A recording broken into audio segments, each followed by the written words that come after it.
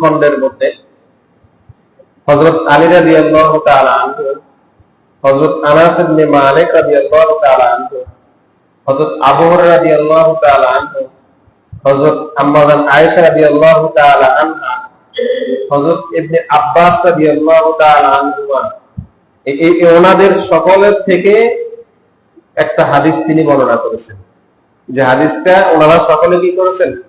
বর্ণনা করেছেন। আলী রাদিয়াল্লাহু তাআলা আনহু, আনাস ইবনে মালিক রাদিয়াল্লাহু তাআলা আনহু, তারপরে আম্মা জান আয়েশা রাদিয়াল্লাহু তাআলা আনহা, আবু হুরায়রা রাদিয়াল্লাহু তাআলা আনহু এবং ইবনে আব্বাস রাদিয়াল্লাহু তাআলা আনহু, ওনারা সকলেই রাসূলের শরীর মুবারকের গঠন নিয়ে কি করেছেন? বর্ণনা করেছেন। কিভাবে? রাসূল সাল্লাল্লাহু আলাইহি সাল্লামের সর্বপ্রথম আমরা যে বিষয়টা জানবো, রাসূল সাল্লাল্লাহু আলাইহি সাল্লামের দেহ মুবারক ছিল উজ্জ্বল বর্ণের মতো। কিসের মতো? উজ্জ্বল বর্ণ ছিলেন তো, উজ্জ্বল। রাসূল সাল্লাল্লাহু আলাইহি সাল্লামের পুরো দেহ মুবারকটা উজ্জ্বল আকৃতির ছিল। উজ্জ্বলটা আমরা বলেন সৌন্দর্যময় আকৃতি ছিল নবীজির দেহ মুবারক। এবং রাসূল সাল্লাল্লাহু আলাইহি সাল্লামের যে চোখ আছে, চোখ মুবারক, রাসূলের কি মুবারক? চোখ মুবারক। রাসূল সাল্লাল্লাহু আলাইহি সাল্লামের চোখ মুবারক ছিল কালো এবং লাল মিশ্রিত। কালো এবং লাল মিশ্রিত। রাসূল সাল্লাল্লাহু আলাইহি সাল্লামের চোখ মুবারক দেখতে কালো রং এবং লাল রং মিশ্রিত ছিল। তাহলে রাসূল সাল্লাল্লাহু আলাইহি সাল্লামের দেহ মুবারক ছিল উজ্জ্বল আকৃতি। কি আকৃতি? উজ্জ্বল। উজ্জ্বল তো বুঝে নূর, আলোময়। নবীজির দেহ মুবারক কি ছিল? আলোময় ছিল। এবং রাসূল সাল্লাল্লাহু আলাইহি সাল্লামের চোখ ছিল কি? কালো এবং লাল বর্ণের। আর চোখের যে ব্রুজগুলটা আছে, এই যে ব্রুজগুল, এটাকে আমরা কি বলি? চোখের ভ্রু বলি না? চোখের কি? ভ্রু। রাসূল সাল্লাল্লাহু আলাইহি সাল্লামের চোখের ব্রুজগুলটা ছিল ঘন, একবারে ঘন চুলের মতো টানা অবস্থা। কি অবস্থা? টানা অবস্থা। রাসূল সাল্লাল্লাহু আলাইহি সাল্লামের চোখের ব্রুজগুলটা এমন ছিল। এখন এগুলা তো আমরা অনেকে জানিও না, জানি নাকি? না, শুধু আমরা নবীজি নিয়ে আলোচনা করতেছি, যে নবীজি দেখতে কেমন ছিলেন এগুলা আমরা অনেকে জানি না। এগুলা জানলে আমাদের ঈমানের কি হবে? মজবুত হবে, যে আমার রাসূল দেখতে ছিলেন, তখন আমার রাসূলের প্রতি আরো মহব্বত বাড়বে। রাসূলের প্রতি কি বাড়বে? মহব্বত বাড়বে।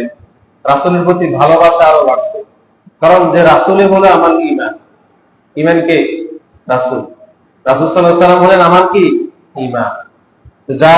যিনি আমার ঈমান, তার সম্পর্কে আমাদের জানা দরকার আছে না? আছে। যেহেতু সামনের মাসটা মিলাদুন নবীর মাস, তো সেই জন্য আমরা স্পেশাল ভাবে আলোচনাগুলো করব। তারপরে আসেন রাসূল সাল্লাল্লাহু আলাইহি সাল্লামের চেহারা মুবারক। রাসূল সাল্লাল্লাহু আলাইহি সাল্লামের চেহারা মুবারক ছিল উজ্জ্বল গোলাকৃতি। রাসূল সাল্লাল্লাহু আলাইহি সাল্লামের চেহারা মুবারক ছিল কি? উজ্জ্বল গোলাকৃতি। কি আকৃতি? গোলাকৃতি। রাসূল সাল্লাল্লাহু আলাইহি সাল্লামের চেহারা মুবারক ছিল উজ্জ্বল গোলাকৃতি।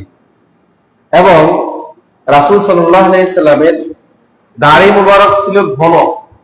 কি ছিল? ঘন ছিল। রাসূল সাল্লাল্লাহু আলাইহি সাল্লামের দাড়ি মুবারক কেমন ছিল? ঘন। অনেকে পাতলা দাড়ি, ঘন দাড়ি একটু বলেন না আপনারা সকলে, যে দাড়িটা পাতলা, আবার কারো দাড়ি কি? ঘন। তো আমাদের নবীজির দাড়ি মুবারক ছিল কি? একবারে ঘন। রাসূল সাল্লাল্লাহু আলাইহি সাল্লামের দাড়ি মুবারক ছিল একবারে ঘন। এবং রাসূল সাল্লাল্লাহু আলাইহি সাল্লামের যে বক্ষ মুবারক, কি মুবারক? বক্ষ মুবারক। এই বক্ষ মুবারকটা ছিল প্রশস্ত। কি ছিল? প্রশস্ত। রাসূল সাল্লাল্লাহু আলাইহি সাল্লামের বক্ষ মুবারক কি ছিল? প্রশস্ত আকৃতিতে ছিল। এবং রাসূল সাল্লাল্লাহু আলাইহি সাল্লামের বক্ষ মুবারকটা দেখতে খুব আকর্ষণীয় ছিল। কি ছিল? রাসূল সাল্লাল্লাহু আলাইহি সাল্লামের বক্ষ মুবারকটা দেখতে এটা আকর্ষণ প্রকাশ করত রাসূলের দেহ থেকে। বক্ষ মুবারকের দিকে তাকালে এই বক্ষ মুবারকটা আকর্ষণীয় থাকে, উজ্জ্বলময় থাকতো, আকর্ষণময় থাকতো। এবং রাসূল সাল্লাল্লাহু আলাইহি ওয়াসাল্লামের যে হাতের তালু, হাতের কি তালু, রাসূল সাল্লাল্লাহু আলাইহি ওয়াসাল্লামের হাতের তালু ছিল প্রশস্ত। কি ছিল? প্রশস্ত। রাসূল সাল্লাল্লাহু আলাইহি ওয়াসাল্লামের হাতের তালু মুবারক ছিল কি?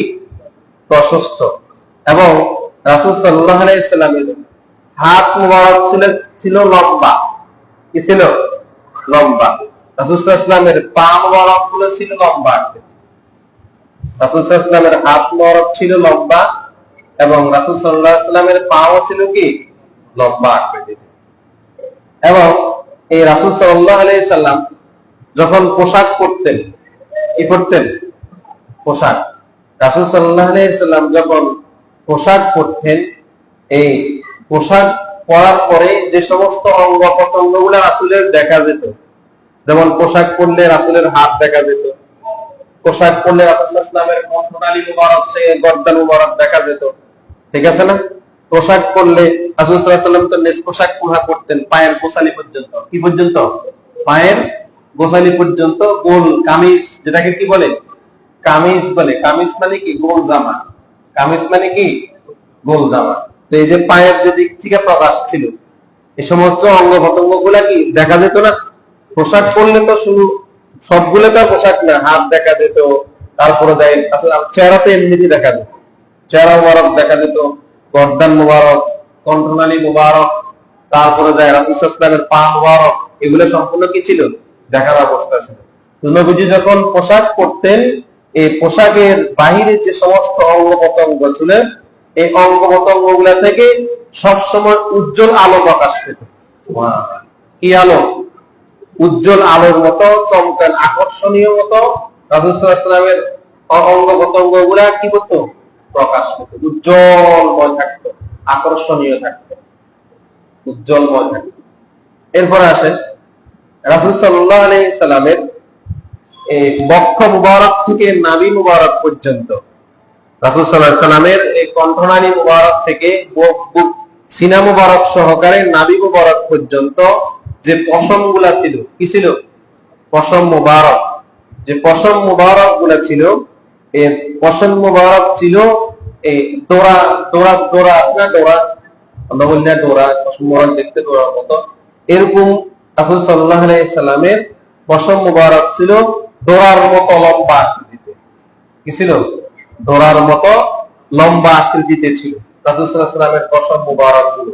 কোনগুলা? সিনা থেকে নাভি পর্যন্ত। সিনা থেকে নাভি পর্যন্ত। বলতে পারেন হুজুর এগুলা আম্মা জান আয়েশা বর্ণনা করেছেন। কে বর্ণনা করেছেন?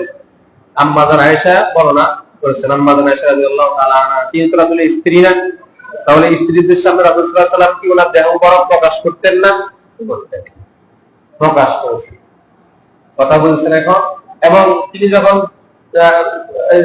বাল্য অবস্থা ছিলেন, তখনও তো ইবনে আব্বাস রাদিয়াল্লাহু তাআলা আনহু চাচাতো ভাই, আলী রাদিয়াল্লাহু তাআলা ওনার কি চাচাতো ভাই, ওনারা প্রায় সমবয়সের, সেম বয়সের। তো ওনারা রাসূল সাল্লাল্লাহু আলাইহি ওয়াসাল্লামের দেহ মুবারক দেখছে না? দেখছে। এবং আনাস রাদিয়াল্লাহু তাআলা রাসূল সাল্লাল্লাহু আলাইহি ওয়াসাল্লামের খাদেম ছিলেন। কে ছিলেন? খাদেম ছিলেন। খাদেম কি দেহ মুবারক দেখছে না? ওনারা এই সমস্ত বিষয়গুলো রাসূলের দেহ মুবারকের আকর্ষণীয় এই ঘটনাগুলো বর্ণনা করেছে। কথা বলছেন এখন? এরপর আসেন আরো আছে। রাসূল সাল্লাল্লাহু আলাইহি ওয়াসাল্লাম অধিক বেশি লম্বাও ছিলেন না, আবার অধিক বেশি খাটাও ছিলেন না। রাসূল সাল্লাল্লাহু আলাইহি ওয়াসাল্লাম অতিরিক্ত লম্বাও ছিলেন না, আবার অতিরিক্ত কি ছিলেন না? খাটাও ছিলেন না, মধ্যম পন্থায় ছিলেন, মধ্যম ভাব অবস্থান ওনার ছিল। কিন্তু রাসূল সাল্লাল্লাহু আলাইহি ওয়াসাল্লামের একটা মুজিজা হলো কি, যখন রাসূল সাল্লাল্লাহু আলাইহি ওয়াসাল্লামের চেয়ে অন্য কোন লোক, লম্বা কোন লোক রাসূল সাল্লাল্লাহু আলাইহি ওয়াসাল্লামের সামনে আসতো, নবীজির দেহ মুবারকের চেয়ে একটু লম্বা যদি কোন লোক রাসূলের সামনে আসতো, তখন আল্লাহর নবীজির মুজিজায় ওই লম্বা দেহ আকৃতির লোকটাকে রাসূল সাল্লাল্লাহু আলাইহি ওয়াসাল্লামের চেয়ে খাটো দেখা যেত। সুবহানাল্লাহ। কথা বুঝছেন? বোঝা যায়? রাসূল সাল্লাল্লাহু আলাইহি ওয়াসাল্লাম ছিলেন লম্বাও না, আবার কি খাটোও না, তিনি ছিলেন মধ্যম অবয়ব আকৃতির। কিন্তু ওনার চেয়ে যদি কোনো লম্বা ব্যক্তি রাসূলের সামনে আসতো, তখন আল্লাহ এমন মুজিজা রাসূলের মাধ্যমে দেখাতেন যে ওই লম্বা ব্যক্তিকে রাসূল সাল্লাল্লাহু আলাইহি ওয়াসাল্লামের সামনে খাটো দেখা যেত। রাসূলের মুজিজা দেখছেন। এই যে এই কথাগুলো আলোচনা করতেছি, ওগুলো আপনাদের শুনতে ভালো লাগতেছে না? অবশ্যই ভালো লাগা দরকার। আমরা নবীর উম্মত, আমাদের নবী সম্পর্কে আমাদের জানা দরকার। এগুলা জানলে, রাসূল সাল্লাল্লাহু আলাইহি ওয়াসাল্লাম সম্পর্কে জানলে আমাদের আগ্রহ বাড়বে, রাসূলের প্রতি মহব্বত বাড়বে, রাসূলের প্রতি ভালোবাসা বাড়বে। কথা বুঝছেন এখন? এরপরে আসে, আরো আছে, যখন রাসূল সাল্লাল্লাহু আলাইহি সাল্লামের আপনার চুল মুবারক, কি মুবারক? চুল মুবারক। রাসূল সাল্লাল্লাহু আলাইহি সাল্লামের চুল মুবারক ছিল একটু নরম। কি ছিল? নরম আর শক্ত, এরকম আছে না? তো রাসূলের চুল মুবারক গুলো ছিল কি? নরম। রাসূল সাল্লাল্লাহু আলাইহি সাল্লামের চুল মুবারক ছিল নরম আকৃতির। এবং রাসূল সাল্লাল্লাহু আলাইহি সাল্লাম যখন রাসূল সাল্লাল্লাহু আলাইহি সাল্লাম যখন হাসতেন, কি করতেন? রাসূল সাল্লাল্লাহু আলাইহি সাল্লাম যখন কি হাসতেন, এই যে দাঁত দেখা যেত, কি দেখা যেত? দাঁত দেখা যেত, হাসির কারণে দাঁত দেখা যেত। এই দাঁত থেকে নূর মুবারক বের হতো। নূর মানে আলো, বিচিত্র ছটা চমক, ঝিলিক তো বুঝেন? মাঝে মাঝে আপনারা ঝিলিক দেন না, আকাশে যে ঝিলিক চমকায় না, এরকম ফোকাস ঝিলিক চমকায়। রাসূল সাল্লাল্লাহু আলাইহি সাল্লাম যখন ওনার হাসি মোবারক হাসতেন, ওনার দাঁত মোবারক থেকে একটু আলো চমকিয়ে বের হতো। দাঁত মোবারক থেকে, কি মোবারক থেকে? দাঁত মোবারক থেকে আলো চমকিয়ে বের হয়ে যেত রাসূল সাল্লাল্লাহু আলাইহি সাল্লাম যখন হাসতেন। এরপর আসেন, রাসূল সাল্লাল্লাহু আলাইহি সাল্লামের দাঁত মোবারক, কি মোবারক? দাঁত মোবারক ওয়ান মিসলি হাব্বিল গনামে।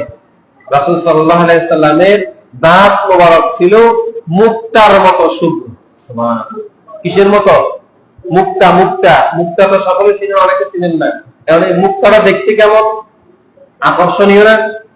যারা মুক্তা দেখছেন, অনেকে দেখতে, অনেকে দেখেন না। আমরা মুক্তা সম্পর্কে জানি যে মুক্তাটা কি আকর্ষণীয়, উজ্জ্বলময় না? কথা বলেন, এটা তো জানেন তো? না দেখলে তো মুক্তা সম্পর্কে জানেন, ধারণা আছে না আপনাদের? রাসূল সাল্লাল্লাহু আলাইহি সাল্লামের দাঁত মোবারক ছিল মুক্তার মতো শুভ্র। এরপরে রাসূল সাল্লাল্লাহু আলাইহি সাল্লাম ইজা তাকাল্লামা রুইয়াকান নূর ইয়াখরুজু মিন বাইনি সানায়া। সুবহানাল্লাহ। রাসূল সাল্লাল্লাহু আলাইহি সাল্লাম যখন কথা বলতেন, কি বলতেন? ইজা তাকাল্লামা রুইয়াকান নূর ইয়াখরুজু মিন বাইনি সানায়া।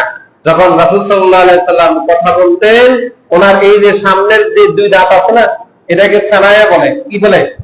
সানায়া। আরবিতে কি বলে? সানায়া। তো রাসূল সাল্লাল্লাহু আলাইহি সাল্লাম যখন কথা বলতেন, ওনার এই দুই দাঁতের মাঝখান থেকে নূর বের হতো, আলো বের হতো, উজ্জ্বল আকৃতির আলো বের হতো যখন রাসূল কি বলতেন? কথা বলতেন। এরপরে আহসানান নাসি উনুকান, এবং রাসূল সাল্লাল্লাহু আলাইহি সাল্লামের গর্দান মুবারক, কি মুবারক?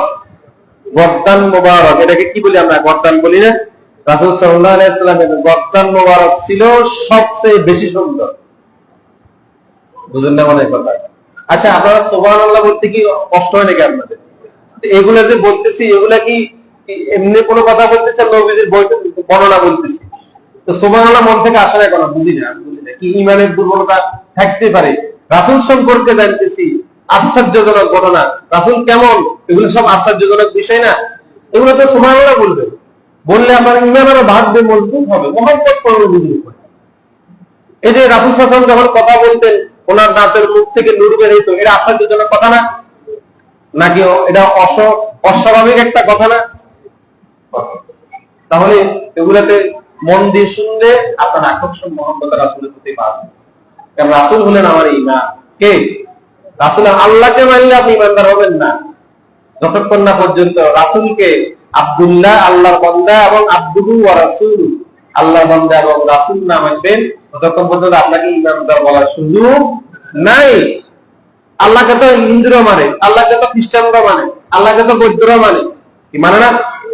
আল্লাহ এক পদ্ধতি মানে না, তারা স্বীকার করে না। তারা উপরালা একজন, কি এটাও তো মানা হলে আল্লাহকে, তো তারা কি ঈমানদার নাকি? না।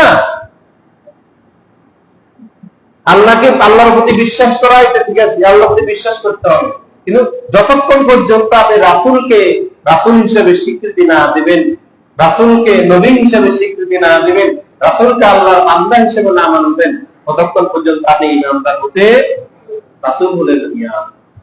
রাসূলকে মানলে ঈমানদার, রাসূলকে না মানলে মক্কার কাফেররা রাসূলকে মানছিল, যারা মানছে তারা ঈমানদার হয়েছে, আর যারা মানে নাই তারা কি কাফের ছিল না?